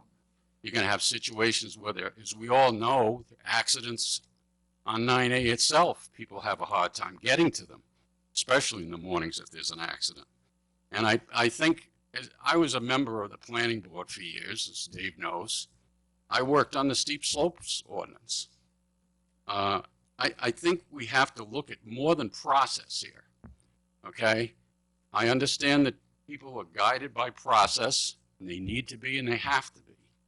But I really think that you should reach out to the residents much more than has been done already. I think you have to have a larger venue so that people can come in more time, and you're giving enough time to people, and that's appreciated. I think you could tell everybody appreciates that. Okay, but the bottom line is whatever you do with this, the people that live here are going to have to live with it forever. Once it's done, it's done. 188 units is too many, okay? And it's a residential area. It should be kept a residential area. That's all I want to say.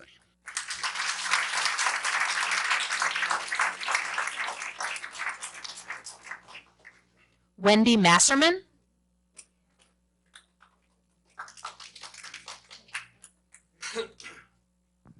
Hi, my name is Wendy Masserman.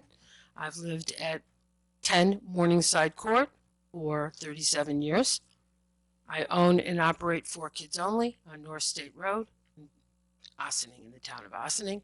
Call it Briarcliff Manor if you like. 23 years ago, I was in the process, my husband and I were in the process of building 4 Kids Only. It wasn't zoned for daycare. So what did we do? We went to the zoning board and we got it rezoned after 3 or 4 meetings and a lot of money, but we did. We got it rezoned for daycare. Why is this half-assed backwards? Why is this project not in front of the zoning board? They're the experts, not the town. The zoning board. Mr. Stolman sits on the zoning board. The lawyers sit on the zoning board. There's no reason that the town board has to be involved in this. The last time I remember this happening, the town board approved a rezoning on North State Road for townhouses. Many of you may know them. Zappaco built them. He built them. He got approval through the planning board. He clear-cut the property. The properties below were swamped, and no one was recompensed for the disaster.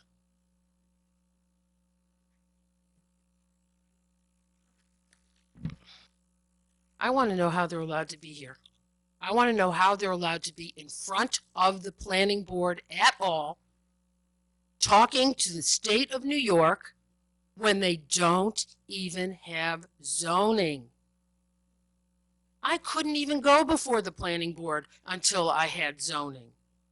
What makes it right because somebody has more money? The greasy wheels get the greasy wheels. The squeaky wheels get the grease. Sorry. The squeaky wheels get the grease. Why do you think he offered you this money? It's grease. It's grease. What money? I'm sorry. The money up front. We said that people offered you payments. $350,000, $500,000. They offered it. Oh my God, we should take it. Ridiculous. I sat here listening to the work session. And I want to say, I'm happy that 3 of you didn't say anything because maybe it means you're listening. The other 2 were salespeople for this project. It's wrong. I was a part of a group called Concerned Citizens of Ossining about 5, 6 years ago. They wanted to put cluster housing right behind my house between Savano and Morningside on the old Barnes Farm. They were putting roads straight through wetlands and saying they were going to mitigate. Mr. Stolman on the planning board was fine with it. Everybody else was fine with it until 100 people came out, like tonight, and said, no, we're not going to do it. We're not going to sit back. We're not going to let you control what we're doing. This was destructive. We're on 40,000 square feet, and they were going to put 5,000 square foot homes behind my house. Cluster housing, protecting the environment. It was baloney. And when they finally had to do a full SECRA, which was finally required after 3 years of fighting and a lot of legal costs, the Zapico pulled out because he was going to have to do too much to comply, and he knew he wasn't going to pass. Mrs. Masterman, your time is up. Thank you.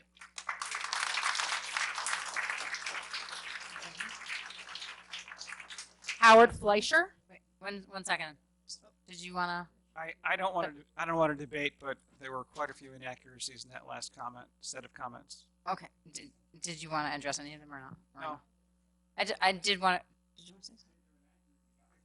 Did you want to? The town board has jurisdiction over this rezoning. I don't know the specifics of Ms. Masterman's application or developments, but the zoning board does not have jurisdiction to rezone property.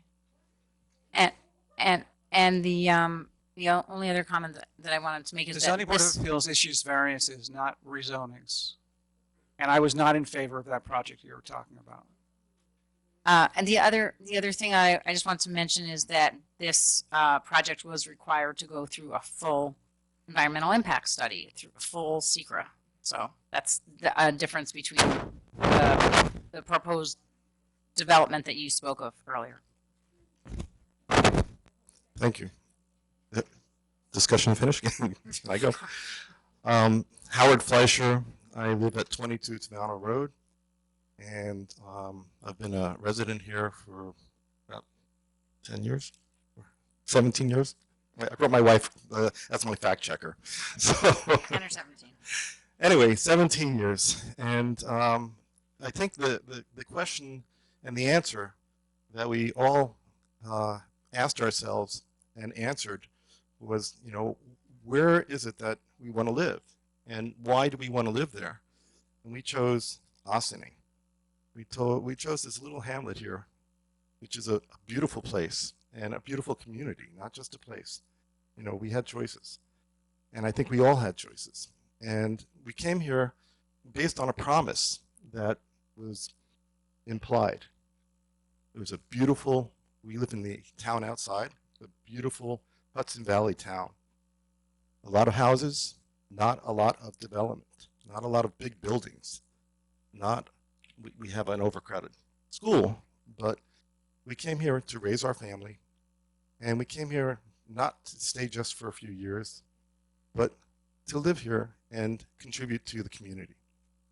So I just want to say that listening to the 100+ people that are in this room, the people that are watching on TV, and hopefully there's many more hundreds that are seeing this and will join their voices, to keep that promise, to ask our representatives to help us keep that promise.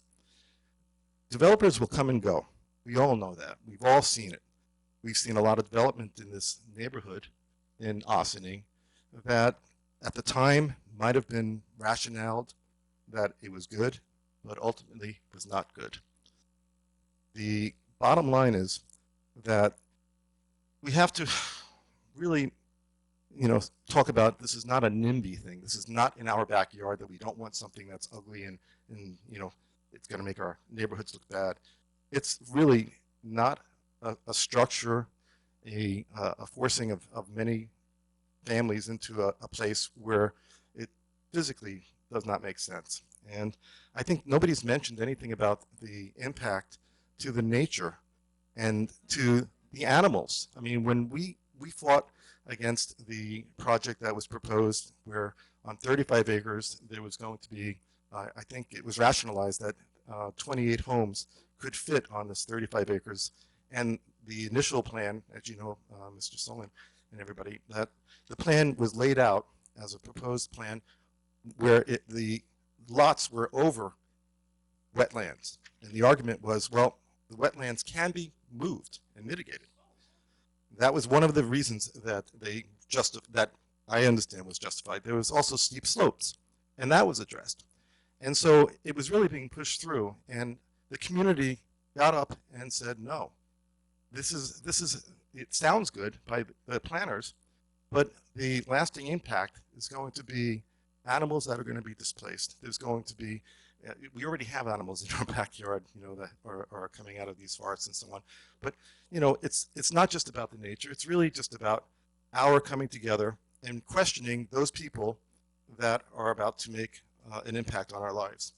I will say that I second the voice that an independent town planner might be invited to come and evaluate what we've got here. I know that FP Clark has been our consultant for many, many, many years, but I will tell you that they've made mistakes. I will tell you that the town has made mistakes, and I'll just refer you to read up on the Hawks project that became a major debacle because of the last-minute insertion by Zapico that made sure that anybody coming onto the property or off the property had to pass through their section. So I just want to say that we have consultants, they're consultants, but their voice is not the absolute answer. And when you have people that are consulting, attorneys, our board, nobody's perfect, but we ask you really take a very close look at what we're looking at here, and remember that we want you to keep the promise that we all came here for. So please consider that. Thank you.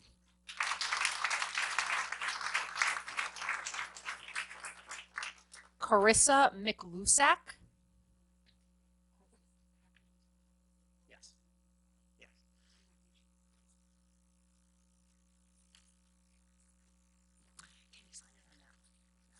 Hi, my name's Carissa McLusack. I live near the intersection of 9A and 134. I have 2 small children that will be going into kindergarten this year. I pay $32,000 in taxes a year. I moved here 7 years ago to be part of a wonderful community. So thank you so much for having us. I know that development is important and that it breeds economic success. In fact, please don't be angry with me when I state that my father is a developer and my family has certainly benefited from development in the past, but responsible development is really important. And I'm not here to echo what everyone's already said. I am here to support them, but I just want to share my personal experience with you. Again, I repeat that I pay $32,000 in taxes a year. When I moved here, the school was a 7 out of 10. Today, we're rated a 3 out of 10. I was told last year that if I wanted my twins to go to pre-K here, I had to enter a lottery and that they may or may not be accepted. I didn't want to go through a lottery where maybe one twin would get in and one wouldn't. So I sent my children to World Cup in Chappaqua, which is a private school, which is where they'll attend kindergarten as well.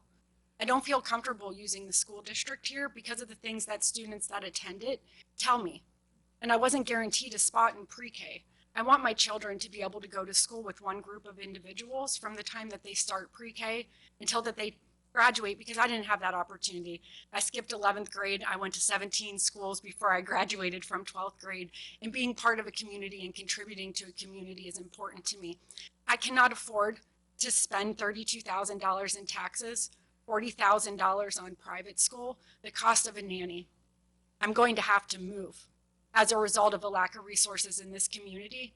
And economic development is supposed to attract newcomers that can pay high taxes and not drive them away. You are driving my family away if we vote this through. Now, again, I know that economic development is important to success, but there is a resource problem in this community. I see it with traffic. I've been impacted by schools, and I just want to take a pause to make sure that we're supporting the community that's here, that the people that are here have the right resources so that we can continue to thrive in a diverse community and invite more people to be here, but to make sure that they're going to be cared for in a way that my family hasn't. For me, I'm so sorry. It's too late. We've made our decision. And my home that was worth $899,000 when I moved here won't even sell for $750,000 because nobody wants to buy a home in a school district that's that expensive, a 3 out of 10. I know what the math and science program here can offer. And I wish that I was willing to build this community with my own children. If it was me, I'd put myself in that school district and I'd fight. But I'm not going to do it with my children that have now found a home in World Cup. I'm going to keep them with the children that they've been with. And I'm going to leave Ossining because at $32,000 a year, my children don't get the resources that they delete. And other people like myself that moved here and wanted to stay and believed that the school districts would be a 10 out of 10 are making the same decision. So I just wanted to share a different perspective with you. And for me, it's too late. We're leaving. Thank you.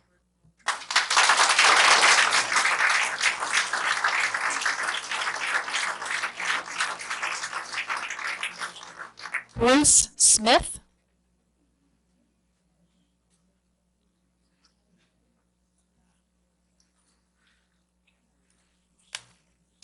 Hi, my name is Bruce Smith. I live at 25 Gates Avenue. I wasn't even aware of this project other than just on the surface until I got a flyer yesterday. And I appreciate that I got the flyer. And to be here with all these passionate people who live in the town makes me even prouder than I was already before I got here. What's been going on here is basically a joke as far as I'm concerned. First of all, to try to change the zoning because of one development. And I know you're a good man and I've heard good things about you, but this project doesn't belong in Ossining. And we need to establish we need to put our time and our effort into the downtown and to making this, to make this a proud place for us to all say, to come into our village and to spend money downtown and to have parking for downtown. I used to live in Tarrytown, and man, I almost wish I lived in Tarrytown because it's so easy to enjoy the town because they have so many resources. And they've worked on it for a long time, for decades. This town, for whatever reason, doesn't get it. And I don't know what the reasons are. You people probably all know way better than I do. But the effort, the time that people are speaking here to get this to go away, this should be over tomorrow, okay? The bottom,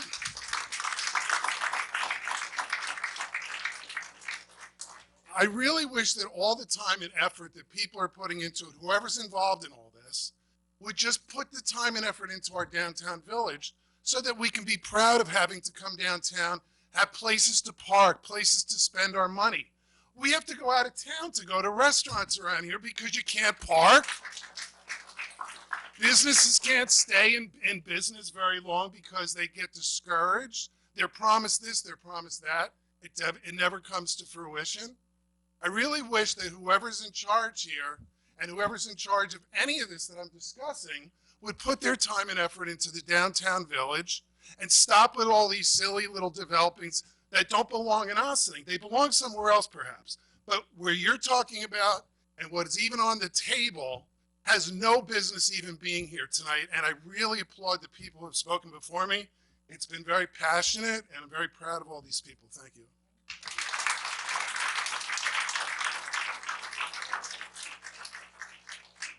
Attilio Fagnani. He left? Okay. I only have 2 more names on the list. If anyone still wants to sign up, the sheet is still up there, but I'm just going to do the last 2.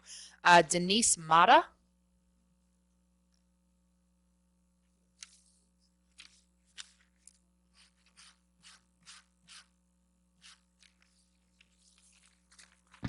Hi, Denise Mata, and I reside at 5 Mancuso Drive. I don't have anything written down because I really didn't plan on speaking tonight because I do not like public speaking, but I feel that this is important enough that I get up here and just say what I need to say, which doesn't have statistics attached to it, but more of the emotional side of it. I did not grow up here. I grew up in Brooklyn. And my husband-to-be in 2007 said, come up, please, take a look around, let's buy a house. He was from here. He said, I know you'll love it. So we bought a house together. And when I found out I couldn't walk to a bagel store, or I had to hear birds chirping at 6 o'clock in the morning and just complete silence, it was a lot to get used to, but I did. I got used to it. We had children. I have twins that are in elementary school. Unfortunately, when they were 4, my husband passed away. My family and my friends are all in Staten Island and Brooklyn and New Jersey. I was the only one who came north. The logical thing to do would be to pack up and go where family and friends were. But I felt I needed to stay and decide what I wanted to do because I had grown to like it here. My kids entered kindergarten, and it opened up the entire community to me at that point. I have made amazing friends. These people behind me are amazing people that have gotten me and my children through this. And what you want to do to this town is going to take that away. If I wanted to live in Brooklyn, I would go back to Brooklyn, and that's what you want to do to this community. The first winter I was here, the snow came unexpectedly. I had my mind in other places. I have a hill in front of my house. I said, oh my God, what am I going to do? How are we going to get out? I looked outside, and I don't know if he's still here, but Mr. Hank, who spoke a little while ago, was shoveling my driveway because he knew my husband used to do it for me, and I didn't have that. This is a community, and what you want to turn it into will no longer be a community. All of the reasons why I stayed, despite the fact that my taxes have almost doubled since 2007, without renovations to my house. I'm staying. I'm trying to stay. Unlike this woman who's already made the decision to leave, I'm a single mother who is trying to stay because I love the community and I love this town and I love the people that are here and others that I know wanted to be here tonight. Many, many, many, many others that wanted to be here tonight but couldn't be. So if you think that there's only one or two that are opposed to this, you're wrong. You're dead wrong. There are many of us, and I think you see that, and if we have the opportunity to continue to speak, you will continue to see that. So I'm opposed to this project, and I hope that it will be turned down so that I can stay. Thank you.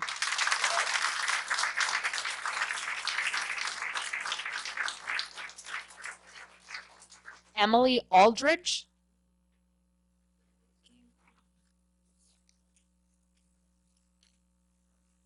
My name is Emily Aldridge. I live at 31 First Avenue. I'm an attorney myself. My views are only my own and do not represent my employer. My block is bordered by Pershing and Lincoln. Pershing being a cut through with 0 stop signs between Narragansett and Croton Dam. On May 28th of last year, Memorial Day, Monday around 10:30 in the morning, my husband walked with my then 3-year-old son in our neighborhood, which does not have sidewalks, when a speeding car barreling down Pershing made a blind turn onto our street and hit my husband and my 3-year-old son. Despite my efforts working with the OPD, there has been no change to traffic control in our neighborhood. The chief claimed that New York law prevented it. But as a lawyer myself, I've done my homework. I've spoken to a representative of the governor's office, various Westchester police departments, which have lowered their speed limits. So my question is, why is Ossining willing to claim that New York law prevents Ossining from taking the very steps that our neighboring municipalities have taken to prevent safety, while at the same time ignoring the zoning regulations that will further imperil our very safety? The lives of our children are at risk here. I urge you to stop this. Thank you.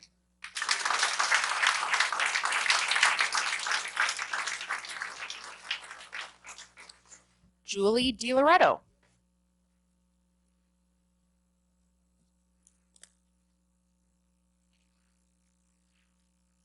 Hi, good evening, Town Board, Madam Supervisor. My name is Julie DiLoretto. I reside at 13 Terrace Avenue. My family has been part of this community for over 125 years, and I oppose this project because on one level, in regard to the state highway on one side, where would sidewalks be proposed to get people to go downtown if that's what the point is of some of this? In regard to other speakers, they've been very, very knowledgeable. It's been fun to listen to them. I encourage the people here in regard to the raw data that the town is proposing for their studies to foil the transportation records of the Ossining Union Free School District, to find the number of children taking buses from Avalon and Harbor Square, to find the real numbers of kids that moved into these residences. Do not accept the information that's in studies. The school district cannot support this, as we all know. There's the new construction on Hawks Avenue, what I'm really not familiar with, that with the apartments going in there. I'm not sure how many apartments are there. I've been out of the loop at this time, but I'm sure there'll be plenty of new students that'll be residing in those apartments as well. If the town is really in need of a couple $100,000 that they're looking for, I suggest that the town run another townwide auction of their foreclosed properties, since that has not been done since 2017 under the new receiver. So I thank you for your time. I am grateful that no pilot will be presented by the town board for this project. And I do have one more thing. I have been here for a long time in the community, back and forth, living in Ossining, growing up in the town outside, living in Crotonville, also the town outside, living in the village, my parents living in the village. Very much history strong here in Ossining. I have unfortunately some knowledge about some things, and it has been said that there's hazardous waste on the property at Stony Lodge that maintenance men that work there claimed to have seen and known about, and I wanted that to be on record. Thank you.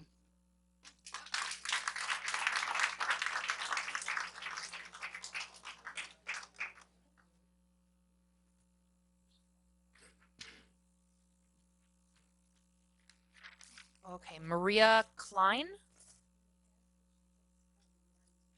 Okay, I have no one else on the list. Was there anyone who has not yet spoken that wishes to speak?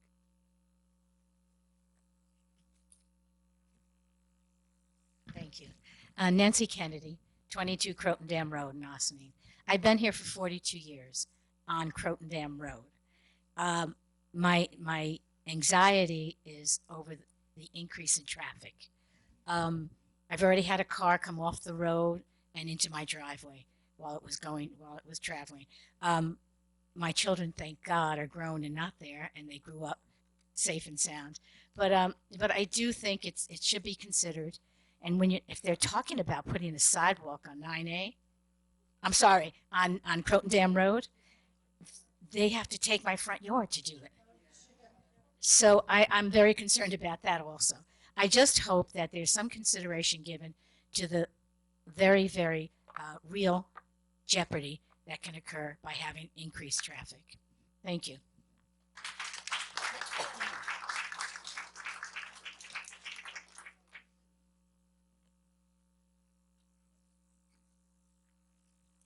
Good evening. How you doing? My name is Colm Nee. I live at 45 Pershing Avenue. I moved here around 17 years ago. My wife is from the Bronx. I said, no way am I going to live in Manhattan. No way. I like town. I like country. Ossining is the closest you're going to get to a country town that's still in this area. If you go left and right of Ossining, it's all built up. It's all used. There's nothing left. These people who I met 17 years ago came out and said, hello, how are you? You do not get that in apartment block buildings. If you own the property, you become community. There is no doubting it. Now, Joe is my neighbor. Rocco is my neighbor. Thanks for living with me, guys. All right? All right? But 16 years ago, Rocco said to me, come help me build a manger. I was in 1 year. 17 years now is going to be my next time I built that manger straight. I've turned up with my son past 9 years, and my daughters are building with it. These are good people. Listen to these good people. I love these people. Okay? I've done my time on jury. I do it all. Guess what? I'm here to stay, but don't make me move. Thank you very much.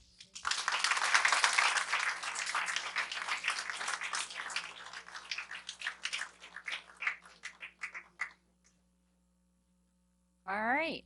Thank you all very much. We appreciate the comments. As you know, we will be taking them into consideration, and you will have information about the next time that we have a work session to further deliberate and more about that process. And as I mentioned, if you haven't already signed up for the supervisor's update, please do so so that you can get that information directly to your inbox at your email. Okay, so with that, we are now going to take a motion to go into a special meeting to address some of our personnel. And before we do so, we'll take a 5-minute break and then we'll continue. All right. Councilman Wiltshire and Supervisor Levenberg. Here.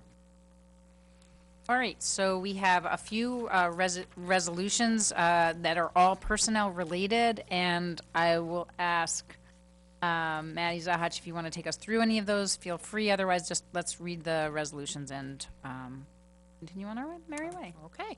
Resolution A, personnel resignation. Resolved that the town board of the town of Ossining hereby accepts, with regret, the resignation of Deputy Town Clerk Anne Marie Rocco, effective July 26, 2019. Do I have a motion?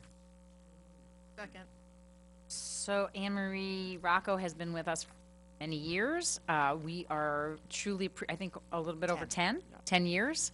She's worked in the town clerk's office, which also serves as the village clerk, and she's done an excellent job, and we are very sad to accept her letter of resignation, but we know that she has another a wonderful opportunity before her, and we wish her the very, very best of luck in her future endeavors. And once again, thank her for all her service to our community.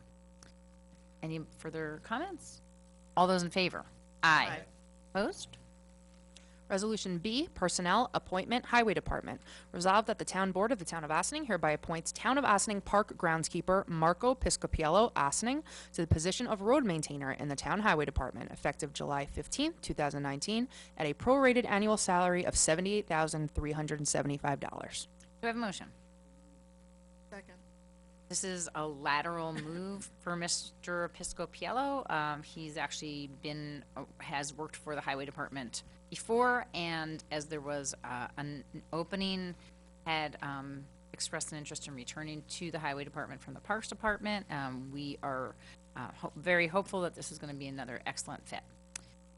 Any questions or discussion? All those in favor? Aye. Opposed? Resolution C, personnel, clerk's office, rate change. Resolved that the town board of the town of Ossining hereby increases the hourly rate of part-time intermediate clerk Christina Lebu from $18.27 per hour to $23 per hour, effective July 16th, 2019. Do I have a motion? So as we have had some moving parts, as mentioned earlier, in the clerk's office, and we need to address the needs of that office. We are doing so with this increase in rate of pay for this part-time position, which we anticipate will be in place for about a month. Any questions or discussion? All those in favor? Aye. Opposed? I'm so excited to read this resolution. Resolution D, personnel, highway appointment. Resolved that the town board of the town of Ossining hereby promotes Fern Casada, Ossining, from the part-time position of intermediate clerk to the probationary position of intermediate clerk, list number 02100, in the town highway department at the prorated annual salary of $45,173, effective July 17th, 2019. Do I have a motion? So this has been long awaited. We're very excited that Ms. Quesada, who has been working part-time for us in the highway department, and not too long ago we lost Francine Saltarelli, who had served also as a part-time person in the highway department in a support position, and retired not too long ago, and we're now able to fill the position with one person. We're very excited to be able to do that. And congratulations to Ms. Quesada for passing the test so that she could be reachable on the civil service list. We're very excited about that, and we know that she's been serving us well, and we hope that she will continue to do so for many years to come. Any comments, questions, discussion? All those in favor? Aye. Anybody opposed? And with that, I would take a motion to adjourn. I'll ask that from Councilman Wilcher. Do I have that motion? Second. All those in favor? Aye. Any opposed? I didn't think so. Okay. Have a wonderful evening, everybody. We will be right back here at the courthouse at 8688 Spring Street next week for our legislative session. And we look forward to hearing from all of you. If you did not have a chance to see all of this and are watching this on TV live, please feel free to see the meeting tomorrow midday, probably on our YouTube channel, townofossining.com. You can find it right up at the top. And we also will be happy to take any further comments in writing. The board will continue to consider all of the proposals as well as all the public comments. Thanks so much, and have a great night and a great week.